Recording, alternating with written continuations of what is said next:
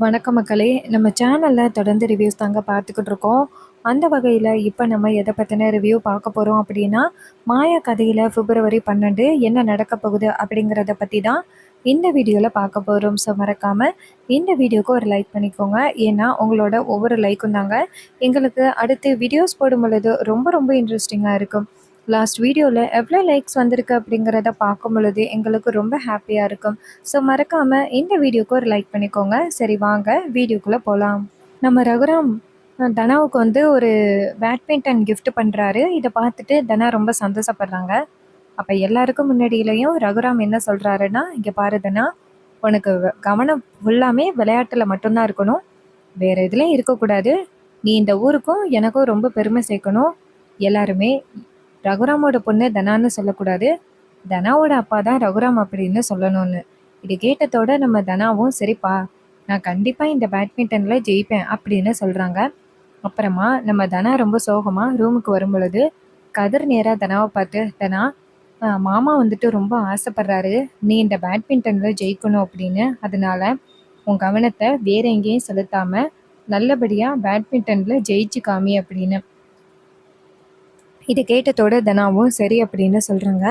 அப்புறமா கதிர் அந்த இடத்துலேருந்து போனதோட தனா ரூம்ல உட்காந்துருக்காங்க. அப்ப கொஞ்ச நாளைக்கு முன்னாடி கதிர் வந்துட்டு தனாவுக்கு ஒரு gift கொடுத்தாரு. தனா கோவமா இருந்ததுனால அதை திறந்து பார்க்கல, அதை தூக்கி வீசிட்டாங்க. அதை இப்பதான் எடுத்து பார்க்குறாங்க. பார்த்தா அதில் வந்து பேட்மிண்டன் இருக்கு. அதை பார்த்ததோட தனாவுக்கு கண் கலங்குது. அஹ் கதிர் வந்துட்டு எனக்கு இந்த பேட்மிண்டனை கொடுத்துருக்கான். அவ்வளோ பிரச்சனை நடந்தப்ப எனக்கு இந்த பேட்மிண்டனே வேணாம் அப்படின்னு நான் ஒதுங்கி நின்னப்ப கதிர் என்னோட பேரை பேட்மிண்டன் சாம்பியன்ஷிப்புக்கு கொடுத்துருந்தான். நான் இன்னைக்கு அதில் கலந்துக்க போறேன்னா அதுக்கு காரணமே அவன்தான் அப்படின்னு நம்ம தனா யோசிக்கிறாங்க. அப்பா கொடுத்ததை வச்சு விளையாடுறதா இல்லை கதிர் கொடுத்ததை வச்சு விளையாடுறதா அப்படின்னு நம்ம தனாவுக்கு ஒரே கவலையா இருக்கு. அப்ப நம்ம கதிர் வந்து ரூமுக்குள்ள வராரு. வந்ததோட தனாவை பார்த்து தனா அப்படின்னு சொல்ல, தனா அந்த கையில வச்சிருக்கிறத பார்த்துட்டு கதிர் நேரா தனாவை பார்த்து, என்ன தனா, நான் வாங்கி கொடுத்ததை வச்சிருக்க போல அப்படின்னு தனா சொல்றாங்க. ஆமா கதிர் அப்படின்னு கதிர் சொல்றாரு. இங்க பாரு, மாமா ரொம்ப ஆசையா அந்த பேட்மிண்டன் பேட்டை வாங்கி கொடுத்துருக்காரு. நீ அதிலேயே விளையாடு. அப்பதான் மாமாவுக்கு ரொம்ப சந்தோஷமா இருக்கும். இதை நீ ஓரத்துல போட்டுரு. இது உனக்கு தேவையில்ல அப்படின்னு. இதை கேட்டதோட தனா ரொம்ப கவலைப்படுறாங்க. கதிர் வந்து ஓரத்துல தூக்கி போட்டுரு அப்படின்னு சொல்றது காதலை தூக்கி போட்டுரு அப்படின்னு சொல்ற மாதிரியே நம்ம தனாவுக்கு இருக்கு. தனா ரொம்ப கவலைப்படுறாங்க. அப்ப நம்ம கதிர் அந்த இடத்துல இருந்து வெளியில போன பிறகு நம்ம தனா நினைக்கிறாங்க, கதிர், நான் இன்னைக்கு அந்த பேட்மிண்டன் சாம்பியன்ஷிப்ல சேர்ந்துக்க போறேன்னா அதுக்கு காரணமே நீதான். நீ மட்டும் என் பேரை கொடுக்காம இருந்திருந்தியன்னா நான் அதுல சேர்ந்திருக்கவே மாட்டேன். நீ தான் பிடிவாதம் பண்ணி என் பேரை அதுல சேர்த்திருக்க. அதுக்காக நான் உன்னை எவ்வளோ திட்டியிருக்கேன், அவமானப்படுத்தியிருக்கேன். அதையெல்லாம் நினைக்காம எனக்கு இந்த பேட்மிண்டன் பேட்டை gift பண்ணியிருக்க. நான் கண்டிப்பாக இதில் தான் விளையாடுவேன். அப்பா வந்துட்டு கண்டிப்பாக எனக்கு ஆதரவு கொடுப்பாரு. அப்பா என் மனசை புரிஞ்சுப்பாருன்னு எனக்கு இப்போ நம்பிக்கை இருக்கு அப்படின்னு தனா யோசிக்கிறாங்க. பேட்மிண்டனை பத்திரமா எடுத்து வைக்கிறாங்க. இன்னொரு பக்கம் கதிர் மாடிக்கு போறாரு. அங்கே போனதோட மாயா நேராக கதிரை போய் பார்க்குறாங்க. கதிர் நேராக மாயா கிட்ட, சொல்லு மாயா, ஏதாவது முக்கியமாக என்கிட்ட பேசணுமா மாயா அப்படின்னு. மாயா சொல்கிறாங்க, கதிர், இன்னைக்கு பெரியப்பா முடிவெடுத்தது ரொம்ப நல்ல முடிவு. தனா ரொம்ப நாளாக பேட்மிண்டனில் கலந்துக்காம இருந்தா. இதனால அவள் ரொம்ப பாதிக்கப்பட்டிருப்பா. ஏன்னா சின்ன வயசுலேருந்தே அவளுக்கு பேட்மிண்டன் விளையாடுறதுன்னா ரொம்ப பிடிக்கும். அதனால அவள் இதில் கலந்துக்கிறத பார்த்துட்டு எனக்கு ரொம்ப சந்தோஷமா இருக்கு. எங்கே அவளோட அந்த கனவே முடிஞ்சு போச்சோன்னு நினச்சேன். நல்ல வேளை நீ அந்த பேரை கொடுத்தேன்னு கேள்விப்பட்டேன் அப்படின்னு. அப்ப கதிர் சொல்றாரு, ஆமா மாயா, நான் தான் பேர் கொடுத்தேன். மாயா சொல்றாங்க, பரவாயில்ல, தனாவோட கனவுக்கு நீ உதவி பண்ற. அந்த கார்த்தி தனாவோட ட்ரீமை நிறைவேற்றுறேன் அப்படின்னு சொல்லி தானே தனாவை ஏமாத்தனான் அப்படின்னு. கதிர் சொல்றாரு, ஆமா மாயா, அவன் தான் அப்படி ஏமாத்தனான். சரி, நம்ம தனாவுக்கு யாரு வந்து கோச்சிங் கொடுக்கறது அப்படின்னு. மாயா சொல்றாங்க, இங்க பாரு கதிர், தனாவோட டேலண்ட்டை அந்த அளவுக்கு குறைச்சி மதிப்பிட்றாத. தனா ரொம்ப டேலண்டான பொண்ணு. சூப்பரா அவ ஜெயிச்சிருவா, நீ கவலைப்படாத அப்படின்னு. இதை கேட்டதோட கதிரும் சரி மாயா அப்படின்னு சொல்ல, மாயை கேட்குறாங்க, அந்த கார்த்தி தான் ஆள் வச்சு உன்னை அடிச்சானா, உனக்கு நல்லா ஞாபகம் இருக்கா அப்படின்னு. அப்ப கதிர் சொல்றாரு, மாயா, நானும் தனாவும் கோயிலுக்கு போனோம் பைக்கில் அப்படின்னு. இதை கேட்டதோட மாயா சொல்றாங்க, என்னடா சொல்ற, நீங்க 2 பேரும் பைக்ல போனீங்களா அப்படின்னு. கதிர் சொல்கிறாரு, ஆமாம் மாயா, நாங்கள் 2 பேருமே பைக்கில் போனோம். அப்போ தேவையில்லாமல் 2 பேர் வந்து எங்ககிட்ட வம்பு வளர்த்தானுங்க. அதோட தனாக்கிட்டேயும் ரொம்ப தப்பாக நடக்க முயற்சி பண்ணாங்க. அப்போ தான் அந்த ரவுடிகளை அடிக்க ஆரம்பித்தேன். அப்போ அந்த ரவுடிங்க என்ன அடிக்க ஆரம்பித்தானுங்க. ஆனால் எப்படியோ நான் தனாவை காப்பாற்றிட்டேன். அப்போ தான் எனக்கு வந்துட்டு கையில் அடிபட்டுச்சு அப்படின்னு.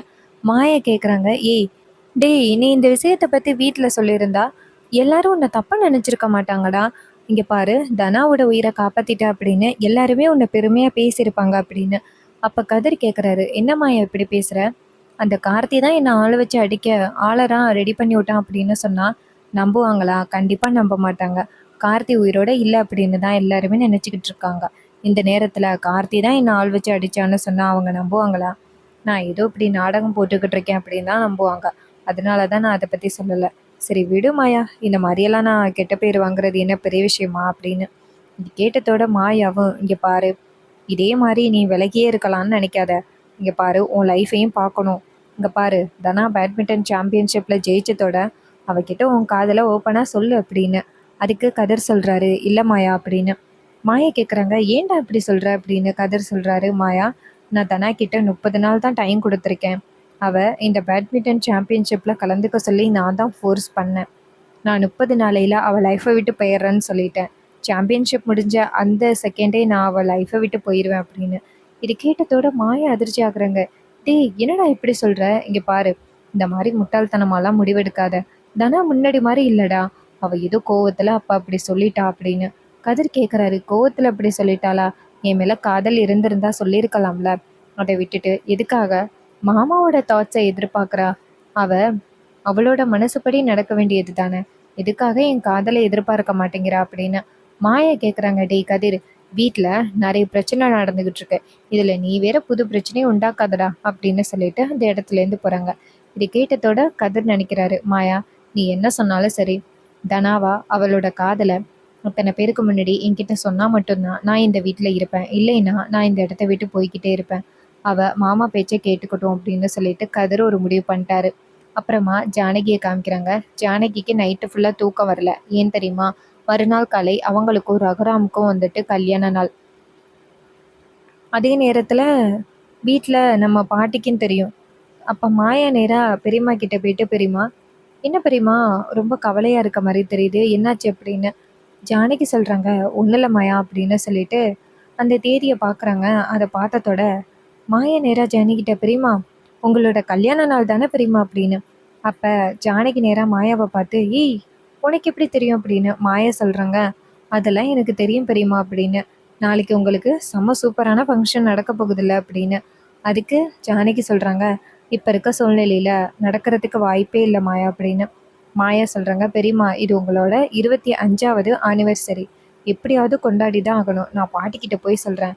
கண்டிப்பாக பாட்டி பெரியப்பா கிட்ட சொல்லுவாங்க. பாட்டி சொன்னால் பெரியப்பா ஒத்துக்கிட்டு தான் ஆகணும் அப்படின்ட்டு மாயா நேராக பாட்டியை போய் பார்க்குறாங்க.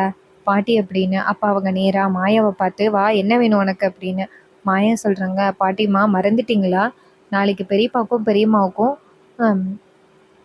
கல்யாண நாள் அப்படின்னு. இது கேட்டதோட பாட்டி சொல்கிறாங்க, ஆமாம்ல, நான் சுத்தமாக மறந்துட்டேன் அப்படின்னு. மாயா சொல்கிறாங்க, பெரியம்மா, அது 25வது கல்யாண நாள் பெரியம்மா, அதை கொஞ்சம் சிறப்பாக கொண்டாடுனா நல்லாயிருக்கும் அப்படின்னு.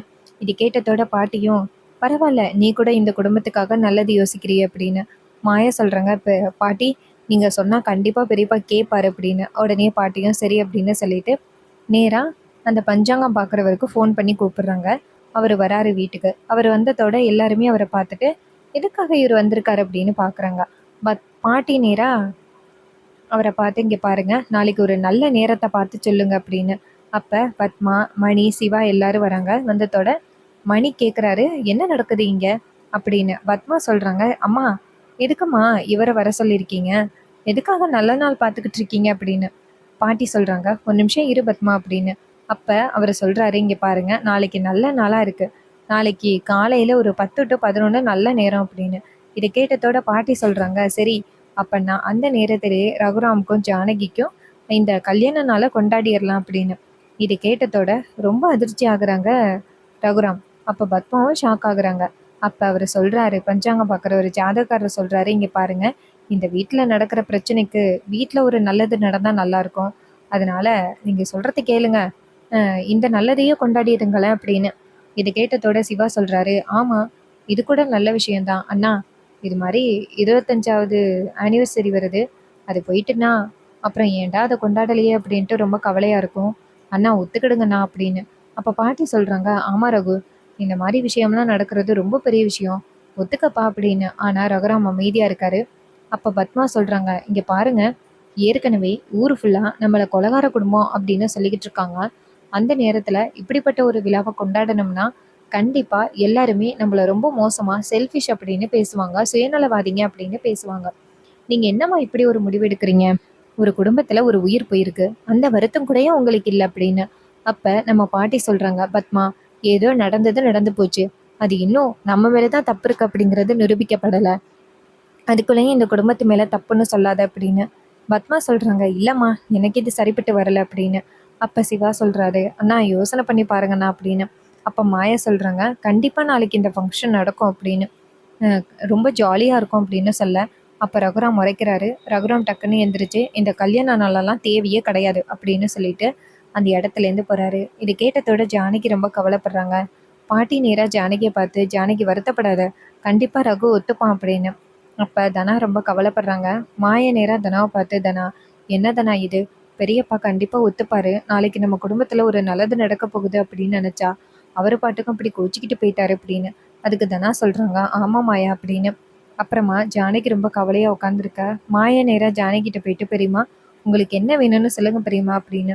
அப்ப ஜானகி சொல்றாங்க, என்ன மாயா அப்படின்னு. மாயா சொல்றாங்க, பெரியம்மா உங்களுக்கு என்ன gift வேணும்னு சொல்லுங்க, உங்க 2 பேருக்கும் நான் சேர்த்து வாங்கிட்டு வரேன் அப்படின்னு. இது கேட்டதோட ஜானகி சொல்றாங்க, மாயா அதெல்லாம் எனக்கு என்ன gift வேணாம், என் குடும்பம் நல்லா சந்தோஷமா இருந்தாலே எனக்கு போதும் அப்படின்னு. அப்ப மாயா சொல்றாங்க, பெரியம்மா அந்த ஜோசியக்காரர் என்ன சொன்னாரு, நம்ம குடும்பத்துல அடுத்தடுத்து பிரச்சனை நடந்துகிட்டு இருக்கிறதுக்கு காரணம் திருஷ்டிப்பாடு தான்.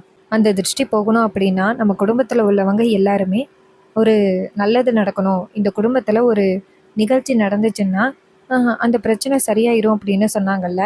அதனால பெரியம்மா கண்டிப்பா உங்களுக்கும் பெரியப்பாவுக்கும் நாளைக்கு ஃபங்க்ஷன் நடக்கும். பெரியப்பா வேணா ஒத்துக்க மாட்டேன் அப்படின்னு சொல்லிட்டு போகலாம், ஆனா கண்டிப்பா நாளைக்கு ஃபங்க்ஷன் நடக்கும், நீங்க பார்க்க தான் போறீங்க அப்படின்னு. அப்ப ஜானகி சொல்றாங்க, மாயா கண்டிப்பா அவர் ஒரு விஷயத்த வேணான்னு சொல்லிட்டா வேணான்னு தான் சொல்லுவாரு, மறுபடியும் அவர் ஒத்துக்கிறதுக்கு வாய்ப்பில்லை மாயா அப்படின்னு. மாயா சொல்றாங்க, பெரியம்மா அதை நான் பாத்துக்கிறேன், நீங்க கவலைப்படாதீங்க அப்படின்னு. ஜானகி கேக்குறாங்க, என்ன மாயா பண்ண போற அப்படின்னு. மாயா சொல்றாங்க, நான் பாத்துக்கிறேன் பெரியம்மா, நீங்க ஃபீல் பண்ணாதீங்க அப்படின்னு சொல்லிட்டு அந்த இடத்துல இருந்து கிளம்புறாங்க. அப்புறமா ஜானகி நினைக்கிறாங்க, அவர் கண்டிப்பா என்ன நடந்தாலும் ஒத்துக்கவே மாட்டாரு அப்படின்னு. இன்னொரு பக்கம் பத்மாவும் பார்வதியும் பேசிக்கிறாங்க.